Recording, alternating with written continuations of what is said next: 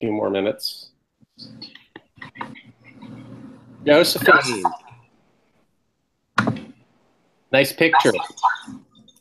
Hello. Thank you. I think you have a yellow filter on your webcam. Yeah, it is very yellow.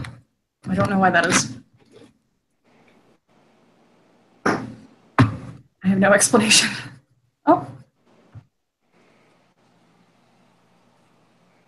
You fixed it. Or somebody did.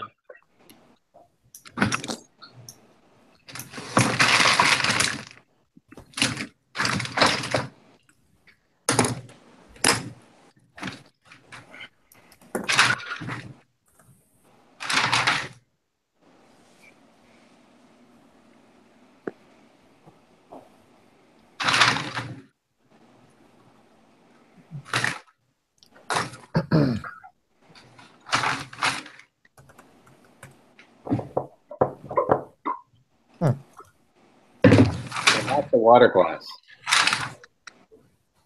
Yeah, it's pretty enormous. Yep. Are those your papers? Oh, yeah, that's me making the noise. No, that's fine. We haven't started yet, but when we start, if you could mute your mic except when you're talking, that would be great. Okay.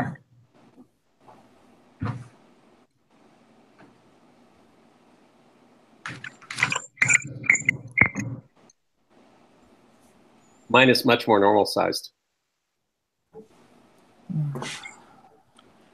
That's nice.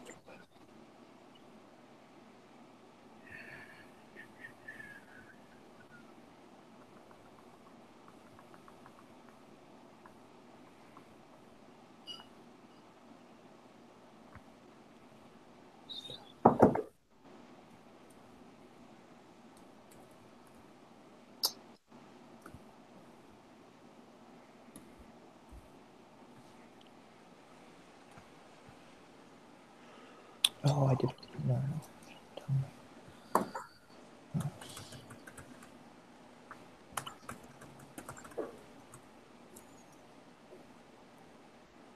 I digress. Whatever. All right, we may as well get started. I was looking at the course calendar and I noticed that we have an exam scheduled for next Wednesday. I think what I want to do is move it back to Friday so that we have next week's Hangout to discuss the exam. Is that okay with you, Josephine? That's what I thought. Okay, so that's the first news. The second thing that I wanted to do tonight was talk about the role of government in a market economy, the topic that we've been looking at this week. We're getting close to the right answers on the questions that I've been posing, but we're not quite there yet. So I figure I might put you guys out of your misery and just sort of tell you what I'm looking for. At some point, that's always a good thing. Okay, so the question is,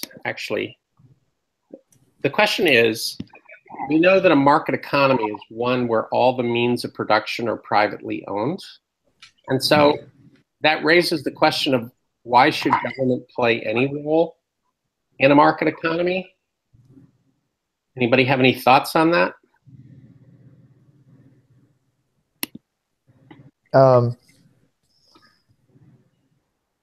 One of the reasons why I feel like government should have a role in the economy is to assist those that the market would otherwise deem too poor to cooperate within it. Okay, so that's the argument for transfer payments. We're a rich society. The market has been very successful at generating economic growth, but every individual hasn't benefited, and so we might as well share the wealth with them through some sort of transfer program. Okay, that's certainly an argument, and that is something that I wanted to talk about. Anybody want to start kind of on the minimalist side? Why do we need government to do anything?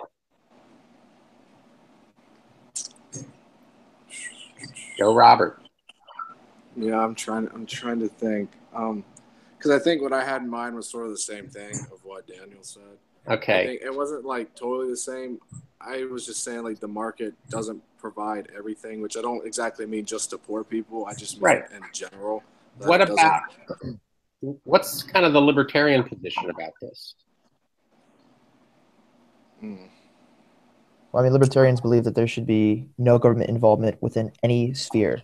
Okay, perhaps in theory, but in practice, they admit that at a minimum, we need government to support the rule of law and to enforce contracts. Mm-hmm. Yeah. Okay, if you doubt that, think about how corruption operates in many developing countries. You know, you need government to prevent that sort of thing. Okay, the next argument is the argument about public goods and positive externalities. Okay, goods operate. No, that gives them too much life. We can categorize goods on a spectrum from pure private goods to pure public goods and everything in between. A pure private good is what we spend most of our money on, okay? A pure private good is something that you have to pay for, and once you get it, you get to consume it, and if you consume it, no one else gets it also, or at the same time. Think about an apple. You're hungry, you buy an apple, you eat the apple. If you eat the apple, I don't get any benefit from that, other than watching you chew or something, and we're gonna roll that out. Okay, so if we go from there all the way to the other side is pure public goods, okay? And that's what we've been discussing over the last couple of days. Public goods are things where they're really big ticket items. Think about national defense, that's sort of the classic example. There's probably no individual who could afford to pay for national defense on their own. But even if they could, they wouldn't want to, because they wouldn't be able to prevent everyone else from benefiting once the product is provided, okay? That's the non-excludability idea, okay? So once you have public goods, any number of people can enjoy their benefits at no additional cost, and they can do it for free. Those are two different things. It doesn't cost any more to provide national defense for 200 million people as 300 million people, basically. Okay? So if we want to think about this idea a little more deeply, there are two kinds of benefits that people can get from consuming products. There are direct benefits. You buy it, you eat it, you get the benefits of it. And there are indirect benefits or external benefits, okay? I buy it, I eat it, but you benefit too somehow, okay? So with private goods, the external benefits are minimal. The direct benefits are almost the whole thing, if not the whole thing. With public goods, it's the opposite, okay? Nobody gets direct benefits because no individual bought national defense, but everyone gets indirect benefits once it's provided. But that's a problem, because no individual wants to provide public goods. It's even worse, because rational people understand that if anybody else provides a public good, The rest of us get it for free. This is the so-called free rider problem. Okay. Actually, the political scientists developed the answer to this. From the political science perspective, this is what's called the collective action problem. We all know we need national defense, but none of us wants to pay for it individually. So what we do is we basically task government with providing national defense and then using the coercive power of taxation to make everybody pay for it. Okay, so in a sense, because we're all paying for it, we're okay with doing that and getting the product, because we understand that if we weren't all paying for it, then it wouldn't be provided for anybody. Okay, so the bottom line here is, absent government, public goods would simply not be there. No one would provide them. The market would not provide public goods. So it's true that government, that public goods are provided by government, but that doesn't make them public. Okay, they're provided because the private sector wouldn't. Okay, so either the government provides public goods, or else they contract out with someone to produce the public goods. Okay, now goods that have positive externalities we can call externality goods. They're in the middle between private goods and public goods. Okay, so sometimes they're called quasi public goods. They're halfway there, or 3/4 the way there, or 1/4 the way there. What that means is those are products where the person who pays for them gets a direct benefit, but other people get external benefits as well. Okay, so those are the things that mostly came up in the Twitter discussion. Things like education. Okay, society benefits from having an educated population. All right, but if government didn't provide public schools K through 12 and subsidies to higher education, to colleges, then the private sector would provide much less education, and some people wouldn't get educated at all, right? So since the private sector can't be counted on to provide the right amount of externality goods like education, the government subsidizes them so we get closer to the right amount. Okay, highways and roads are another example of that. All right, so in the US, our government provides public goods. It also provides externality goods. It also provides some private goods for which there is no good economic reason. Think about something like the Postal Service. Is it remotely possible that a private business could deliver mail across the country overnight, say? Is that even possible? Yes, it is. FedEx. Right? Yeah. Okay, so why do we have a postal service then? There are reasons for that, okay? But it's not a foundational economic reason in the way that public goods it has a foundational economic reason. Okay. What about ABC stores? Is there a reason why private businesses couldn't sell liquor? An economic reason? That's not everywhere though, right? No, it's not. In Maryland, say. Yeah, Maryland, yeah. There are private liquor stores. So some people say, well, in Virginia, we have ABC stores because we want to get some of the revenue from selling liquor. And the answer is, you think that DC and Maryland don't want their cut of the action? What they do is they simply add an excise tax onto the sales. So they let private businesses sell liquor, but they tax it more heavily than ordinary products. Okay, so there's no compelling reason why, economic reason why the state has to control liquor sales.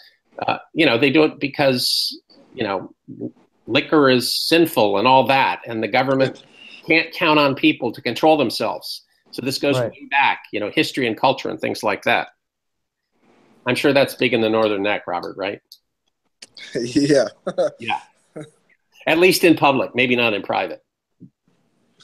Okay. So, and in fact, one other thing, I didn't realize this, but in California, they sell liquor in grocery stores. So, you know, there's the beer and the wine, and right next to it is hard liquor. There are no liquor stores per se. Okay, it seems very sensible and efficient, if you ask me. Okay, so clearly, providing private goods is something that government does, but shouldn't probably, not from an economic reason. Okay, the next thing that government does, and Daniel brought this up, is government provides transfer payments. Okay, transfer payments, by definition, are when one group of people pays for a benefit that another group of people receives. Okay, so we typically think of something like welfare or food stamps as an example of that, and those are certainly examples. We tend to think of transfer payments as the rich paying for the poor. Okay, that's kind of the caricature of it. But not all transfer payments like that. Okay, think about something like Social Security or Medicare. Yeah. Okay, who are the recipients of Social Security and Medicare? Elderly people. Right, and who pays for those programs? The younger people, usually Right. when they're working. Working people, right? Yeah. Anybody who's employed, the FICA deduction on your paycheck goes to pay Social Security and Medicare. Okay. Think about military or federal retirement or healthcare programs. Those are all transfer payments. They're paid for out of the general tax revenues, and they go to former military or former federal employees. Then on top of that is the whole corporate welfare system. There are many subsidies in the U.S. tax code, just agricultural subsidies as one example. Okay, so the original idea was for agricultural subsidies, I think, was to probably protect the family farm. Okay, Yeah. A meritorious idea. The problem is that the vast majority of agriculture in the U.S. is not family farms anymore. It's big agribusiness corporations, and so we have normal working people paying tax dollars that end up in the coffers of large corporations who happen to be running these industrial farms, right? So, you know, one can make the argument that that's not a good thing and it's not needed anymore. And especially with like agricultural subsidies, isn't there like an entire spectrum of that relating to politics and how like promises on the campaign trail translate into policy? Yep. Because I remember in this previous election cycle, especially in the Iowa caucus states, a lot of people were promising almost the same exact thing. Right. I mean, just to get votes. I mean, it happens in every election cycle. Right. But I just think it's unfortunate that, you know, every 4 years, the same circus comes to town in Iowa and they promise the same thing. That's right. And, you know, it may get done, or, you know, and it's only on the minimal level. We don't hear about it very often in the public. It's not very exciting to hear about, you know, corn subsidies rising or lowering, but, you know, it's unfortunate, and it's definitely a political aspect. Well, the other part of the economic argument is that agriculture prices are very volatile. They go up and down a lot. Okay. And in good years, farmers make a pile of money. In bad years, they make very little money. Okay. On average, they do okay. But they have to eat through the bad years. See? Yeah.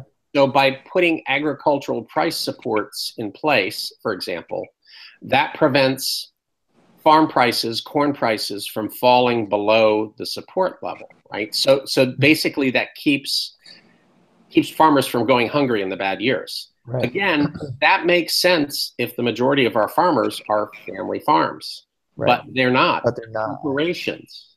who can borrow in financial markets when there's a bad year. So it's a little crazy. Yeah. Okay, there's two other important things that government does. One is regulation of business. Okay, we can argue about whether a given regulation is too little or too much. But the reality is there's a lot of regulation going on, right? If you think about federal agencies like the Federal Trade Commission, the Food and Drug Administration, the Environmental Protection Agency, all of those alphabets, right? Those are all regulatory agencies. And the purpose of those regulations is one of two things. It's either for efficiency's sake. For example, we know that monopolies are inefficient for the economy. Okay, so things like the Federal Trade Commission and the Justice Department, the Antitrust Division of the Justice Department, their number one mission is to prevent monopoly power. Okay, the second reason for regulation is sort of public safety. Okay, so like the Food and Drug Administration wants to make sure that food and drugs that Americans consume is safe for them, right? Again, I'm not arguing about specific regulations or whether it's too much or too little, but that's the argument there. And then the last thing, and maybe the most important thing for our purposes that government does is macroeconomic stimulation, or stabilization rather, macroeconomic stabilization. That means the federal government's attempts to manage the economy, to keep us out of recessions, to keep the economy from blasting off into inflation and that sort of thing. We're going to spend a lot of time for the rest of the semester talking about that, so I don't want to say too much tonight. So that is it in a nutshell, the role of government in a market economy. I know I went over it pretty fast. Do you guys have any questions about that or anything? So, I got macroeconomic stabilization. I have regulation of business. I have the point that I made. Yep. There was one more that I believe you said, and I didn't quite catch that. Was it? Go on. Sorry. Was it about the spectrum of pure private goods versus, or to the connection of? Yeah. Goods fall into one of three categories if we want to make it not a spectrum. They're either private goods, or they're public goods, or they're externality goods in between. Okay. Could you go over again? If say you're interested in environmental problems, that's all about externalities. Yeah. Could you go over again what the non-excludability principle is that you mentioned? Sure. I'm not sure that I understand that. Okay. If you want an apple at the grocery store, what do you have to do to get it? You have to pay the money, right? Okay. If you want nuclear deterrence, you personally, what do you have to do to get it? The answer is nothing, because it's already there. It's already there. Once we provide nuclear deterrence for anybody in the country, it covers everybody. So even if the government said, well, Josephine, you haven't paid your taxes this year, so we're not going to protect you with the nuclear umbrella, that doesn't work. Okay. Gotcha. I was going over the modules, and I didn't quite understand aggregate demand. If you can just go over that really quickly. Short answer, we're not there yet. Okay. Longer answer, aggregate demand just means the total amount of spending in an economy on domestic goods and services. So it's just adding up all the customers' demands. Okay. And that's in a year, or is that? Yeah. It's in whatever period you're looking at. It could be a year, It could be a quarter, 3 months. I think the only place that shows up is I mentioned it in the introduction to macro notes. You know, what I said is all of macro falls either under something called aggregate demand or something called aggregate supply. Aggregate supply is the supply side of the economy. Aggregate demand is the demand side of the economy. So aggregate supply involves mostly what we've called the factors of production, labor, capital, technology, and so forth. Aggregate demand is spending by households and individuals, investment spending by businesses, government spending, and net exports. Spending on exports minus spending on imports. And if you think about that, the reason why it's net exports comes from the definition of aggregate demand. If we define aggregate demand as spending on domestic goods, that includes foreign spending on our goods. But if we buy imports, we're not spending on domestic goods. And so that's a deduction from the total. Okay.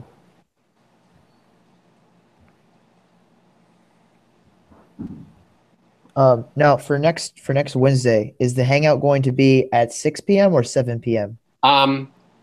Probably 7. Okay. It depends on if I can find a room to do it at school. If I'm going to do it live, then it'll probably be earlier, like 6. But I'll try to lock that down in the next couple of days, so it's not such a surprise. Yeah. All right. Cool. Appreciate it. Yep. Other questions?